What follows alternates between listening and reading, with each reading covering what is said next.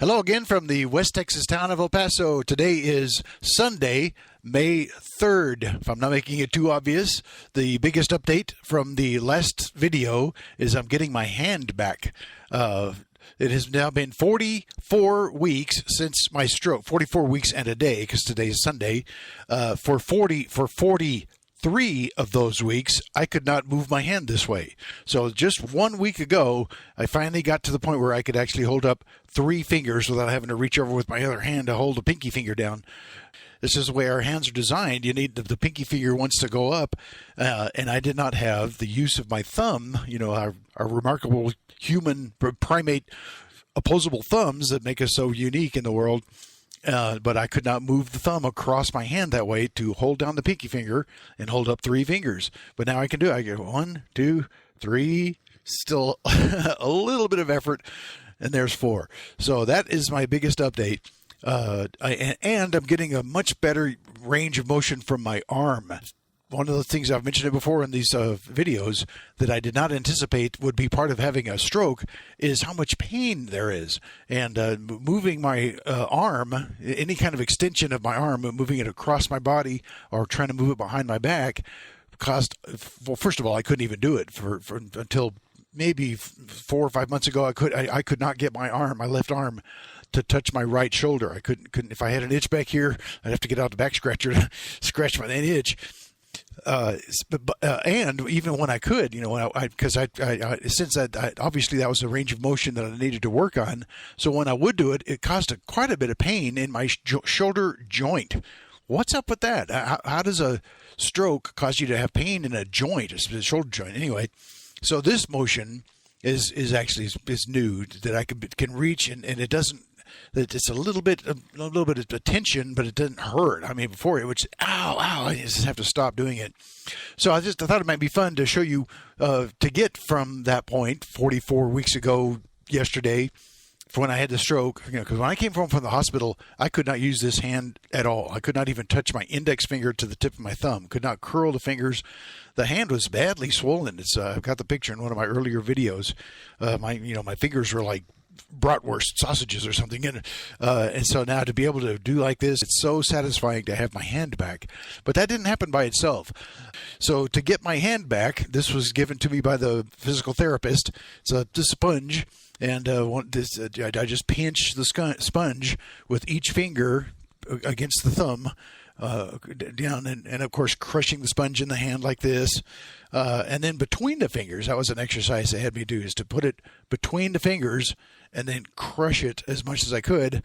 And first time I attempted this, I couldn't do any of what I'm doing right now. I would just basically hold it in there and just look at it and go, not much I can do with you. And then also my friend Erica gave me these therapy balls. It's also kind of a crushing ball that you can crush, but because it's a ball, you can manipulate it in your hand, and that's part of the therapy, is just to move it around in the hand, and not frequently when I was first doing this, I'd have to kind of push it against my chest in order to move it. So that's called cheating by the therapist. They say, you're supposed to just try to keep it in the hand and manipulate it, and all of those, that's paid off. I'm getting my hand back. The hands are remarkable, but we humans, even more than other primates, have the most complicated, sophisticated hands of all creatures on the planet. Would you believe that I read this, that the only other part of the brain that uses a larger region of brain matter is your eyes? Our hands are remarkable, and the therapist told me because our hands are so sophisticated, that's often the last thing to recover. And she was right. Although I still have more recovery to do with my leg and arm, I'm not there yet. But the hand is the last thing to come along and feel as if it's really making progress. So that's very satisfying. So in terms of the arm, you may one of my earlier videos, I showed that my occupational therapist handed me this one set, a strap similar to this. It wasn't this exact one. I bought these, ordered these online, and they're in graduated colors, similar to karate belts. That starts with yellow. This is the least resistant, and then it works up to green, blue, red, purple. And I'm not sure if I'm getting them in order correctly, but they go up to black. Black is the hardest one, so just like in karate. When I first came home from the hospital, I could not even extend my arm in front of my body. I mean, I'd get it to there, and it just wasn't there. Could not even hold my arm out in front of me. Definitely could not hold my arm up above my head. But so it had been like a month or 6 weeks into the therapy. I had got to where I could hold my arm out. So she held this out to me and said, "I want you to." She just like that. She wants you to stretch this out like that. So she handed it to me, and I thought the way she made it look is, and besides she was a young woman, so obviously I'm a big old strong guy, and I won't have any trouble with that at all. And then I could not pull the band apart at all. I mean, I just could not get it. Just that much tension was more than this left arm could handle. My right arm, of course. So I worked for a week or more pulling it down because I could do that. And then, of course, after some work, I was able to do without any trouble. So we graduated up to the next level, which is a green one. No problem. Can stretch that out. And I can do it over my head. This is huge. The first time I tried this, it was screeching pain in my shoulder, and I just could hardly get my hands up above my head to do that. Now, it's second nature, and then also I do an exercise like this. But not only that, I do it with both of them. I combine the two and go apart like that, and do behind the head, and I'll put it under my foot, stretch like that, and I'll do that. I do 3 times a week. I have a workout session, and I'll do this each of those that I just showed you 50 times.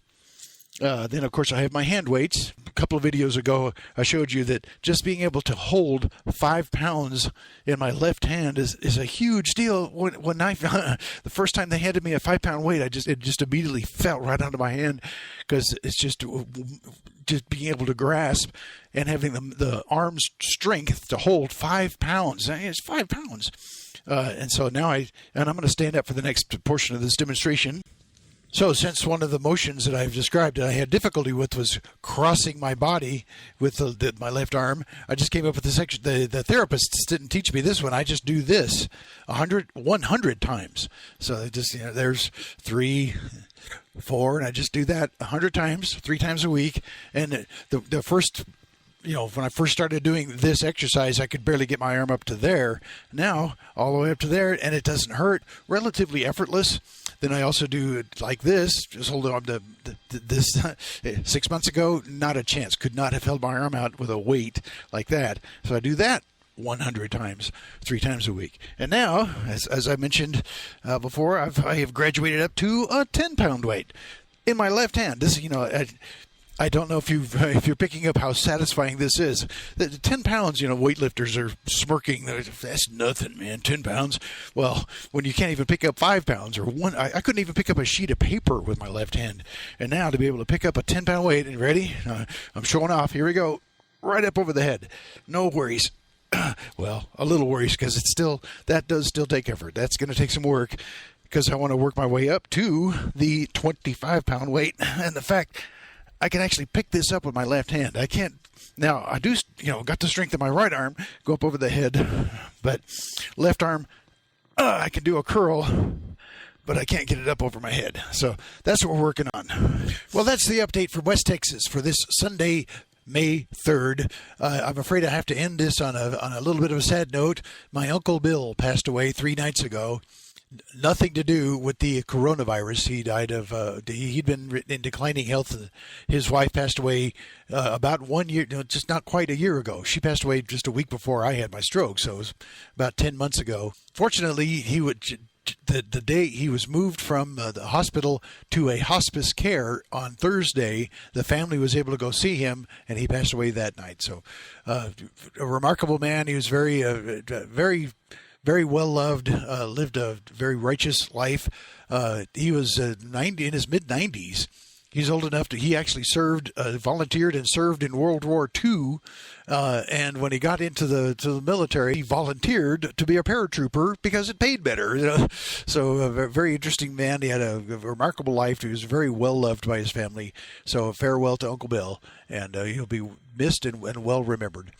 So that's the update here from El Paso on Sunday, May 3rd, spring morning. In a few hours, it would be way too hot for me to even be out here. But that's El Paso. So hope you're having a great time wherever you are. Try to stay happy. Find ways to enjoy yourself. If anything else has taught me is that you have to learn. Always look on the bright side of life, to quote Monty Python.